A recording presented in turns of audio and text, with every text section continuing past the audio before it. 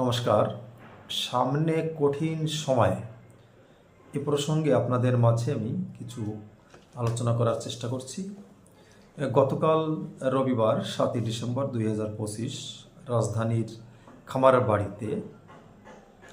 রাজধানীর খামারবাড়িতে কৃষিবিদ ইনস্টিটিউট মিলনায়তনে বিএনপির দেশ গড়ার পরিকল্পনা কর্মসূচির সমাপনী অনুষ্ঠানে বিএনপির ভারপ্রাপ্ত চেয়ারম্যান তারেক রহমান বলেন, সামনে কঠিন সময়, দেশে ষড়যন্ত্র চলছে।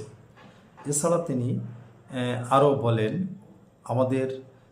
আমাদের কাজ করতে হবে দেশের জন্য, দেশের দুর্নীতির বিরুদ্ধে এবং আইন শৃঙ্খলা রক্ষার জন্য সহযোগিতা করতে হবে। তিনি বলেন যে একটি দল তারা বলেন যে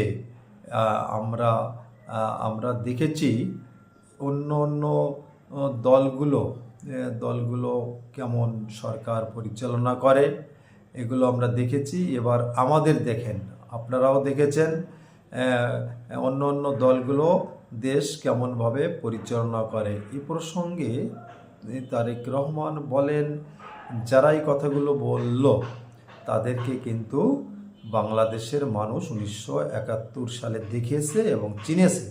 তারা বাংলাদেশের বিরুদ্ধে অবস্থান নিয়েছিল, বাংলাদেশের লক্ষ লক্ষ মানুষকে হত্যা করেছে এবং মা বোনদের ইজ্জত লুণ্ঠিত করেছে।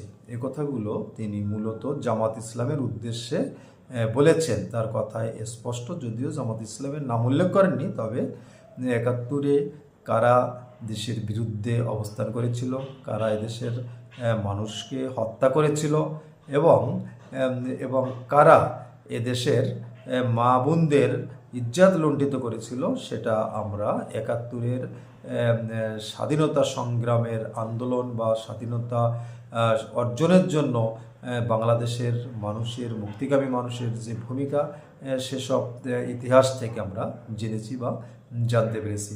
তিনি আরও অনেক কথা বললেন ভার্চুয়ালি যুক্ত হয়ে।